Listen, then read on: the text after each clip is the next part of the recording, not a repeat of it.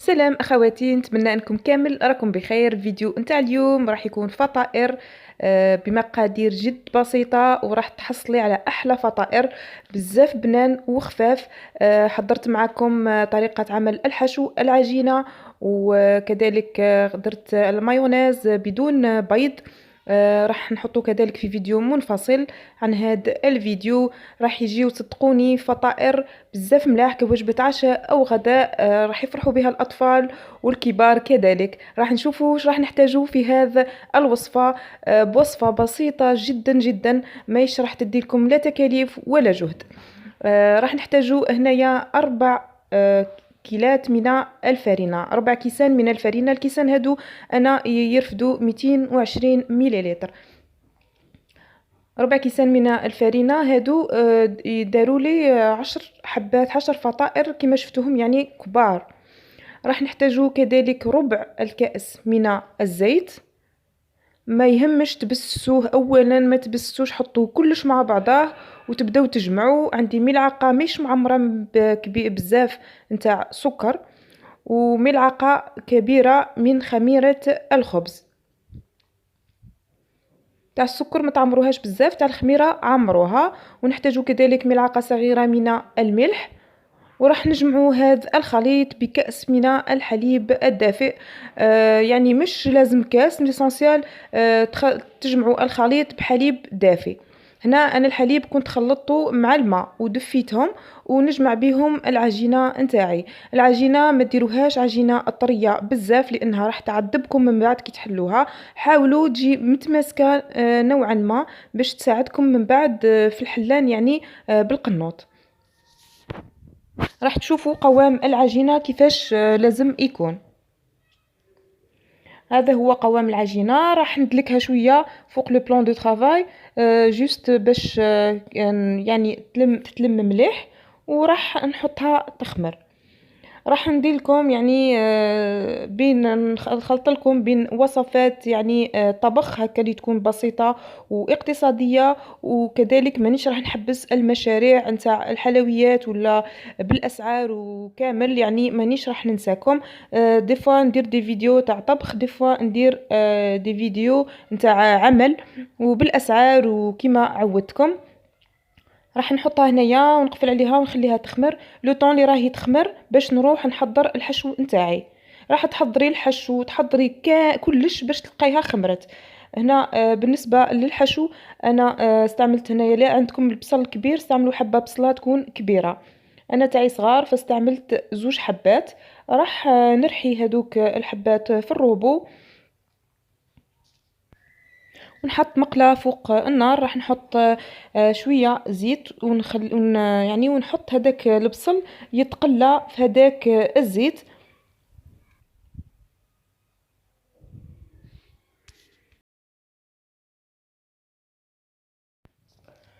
نجيب نصف صدر من الدجاج. هنا لكم الاختيار، نصف صدر من الدجاج او انكم ديروا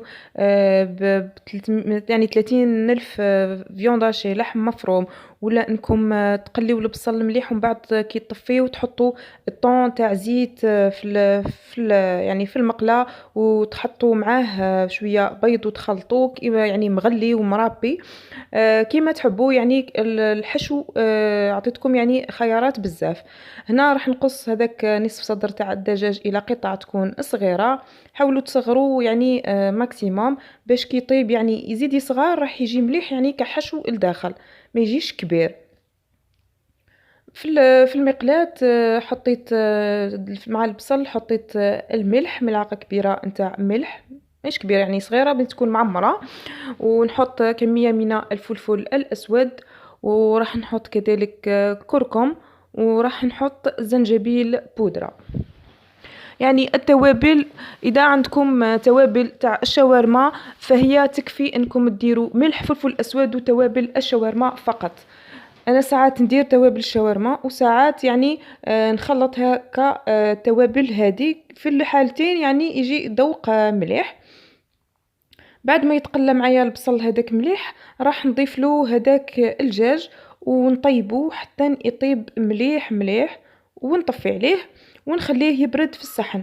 هنا يعني العجينة راهي كي تخمر وحنا رانا نخدمو في هذا الخدمة. نخلي أنا هذا الدجاج تاعي راهو كي يطيب، أنا نروح نقشر البطاطا ونقصها باش كي يطيب هو ونحيه من المقلة راح نقلي فيها البطاطا نتاعي. يعني ما برومييرمون يعني ما تضيعوش الوقت نتاعكم، ودوزيامون ماكمش راح توسخوا معا بزاف. يعني النظام مليح بزاف. هنا كي نحيتوه راكم شفتوه، غسلت المقله وحطيت البطاطا نتاعي تغلي طيب. هي راهي كي طيب وانا راني نوجد في لا مايونيز.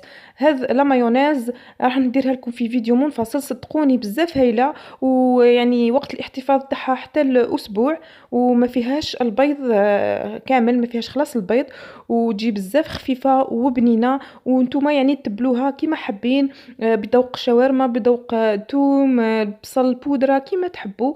هنا درت المايونيز نتاعي، انا خدمتها ديريكتومون في البلاره اللي راح نخبيها فيها، يعني باش ما نبقاش نبدل في لي ريسيبيون، يعني نطلعها في بلاصه ومن بعد نولي نخبيها في نفرخها في بلاره كيما هذه. خدمت في البلاره ديريكتومون ونقفلها ونحطها في الفريجيدار حتى نكمل كامل وتطلع لي يعني العجنه نتاعي ونخرجها. كمية يعني لبّس بها ومقاديرها جد بسيطة. هنا تقدروا تطيبوه في الطاجين كيما هذا، تحبوا تطيبوه في مقلة كيما تحبوا.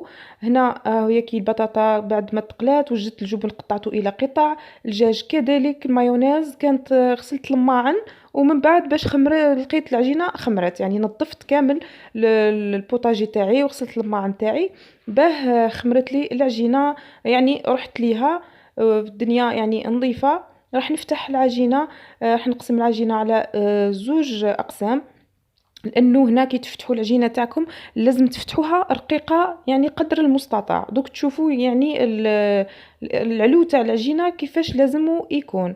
راح نفتحها بالقنوط، واشاك فوا من نقلبها ندير الفرينة باش تمشي معايا، مش من بعد كي ندير كي نجي نقصها تولي تتلم، يعني يروح لي يعني الشكل اللي راني حابه نديرو. حلوها مليح كي تلقاوها تتلصق في لو بلان دو طرافاي، لازمكم ديما تحطوا لا فارين. حاولوا تحلوها الشكل، اذا حابين ديروا الشكل اللي راني دايرته انايا، تحلوها شكل مستطيل طويل، تحاولوا هكا تعدلوا الاطراف بالسكين، وهذوك يعني الزوائد اللي نحيتوهم لموهم وحطوهم في لابواط اللي خدمتوا فيها العجينه، وغطيو عليها وخليوها تتلموا كامل. راحين توليو تخدموا بهم يعني عادي، ما مش راحين يعني يفسدوا ولا رايحين يشيحوا ولا مش حيخرج لكم نفس النتيجه. نفس النتيجه. هنا قصيت هذاك المستطيل الى 4 أقسام، حاولوا تجيبوهم يعني متساويين. من بعد حاولوا في المنتصف، يعني دوك من بعد نوري لكم كيفاش تعرفوا وين تحطوا الحشو اكزاكتومون. رايحين تحطوا الحشو كيما هكا، نحطوا كميه من الدجاج، راح نحطوا كميه من البطاطا. تحبوا ديروا دجاج ميم بالطون، صدقوني بالطون، تقدروا ما تقليوش خلاص البصل، الطون فقط، نحيولو الزيت وديروا بيض مغلي ترابيوه في هذاك ولا تقصوه في هذاك الطون، وتزيدي له الجبن وتخلطيه مليح مليح، راح يجيك شغل اون بات هكا، راح تحشي بها وديري شويه مايونيز تقيني هايله هايله بالبزاف. يعني مش لازم دجاج ولحم. نقفل بهذا الشكل. من بعد هذيك العجينه اللي من تحت حاولوا تبلوها شويه بالماء باش تقفل معكم مليح، يعني تاسيوريو انها تقفلت معكم ما تتحللكمش من بعد في الطياب. راح نحط هكا كميه من الماء هكا برك بصبعي، وراح نجيب فرشيطه نقفل بها الاطراف. حاولوا تضغطوا مليح على الاطراف بالفرشيطه كما راكم تشوفوا.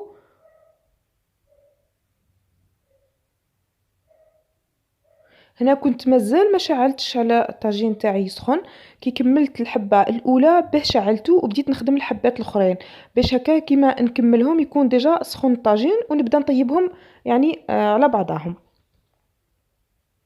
شوفوا هنايا كيفاش تعرفوا المنتصف، نديروا هكا العجينه، هاني حددت المنتصف نتاعي، يعني تحت لتحت هنا راح ندير الحشو ما نفوتش المنتصف باش ما تقطعليش العجينه، وباه يجيني يعني الشكل مليح ويتقفل لي، ماشي تجيبوا يعني تديو الاكثريه حشو من بعد كي تجيو تقفلوا ما تكفيكمش العجينه.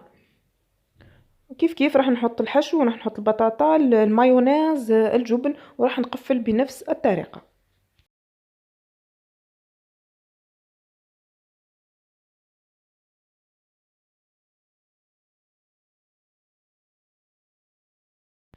بعد ما سخن الطاجين تاعي نقصتلو شويه في النار، خليته على نار متوسطه وحطيت الحبه نتاعي. هنا بعد ما نحط الحبات ندير لهم شويه بالزيت من الزيت يعني فوق بالبانسو من الفوق كما راكم تشوفوا هنا دهنتهم شويه نتاع الزيت فقط في الاول برك ماشي تبقاو ديروا في الزيت. كي نحسها يعني عاد تتقلع من تحت راح نقلبها ونحاول نضغط عليها باش يعني تطيب مليح من تحت.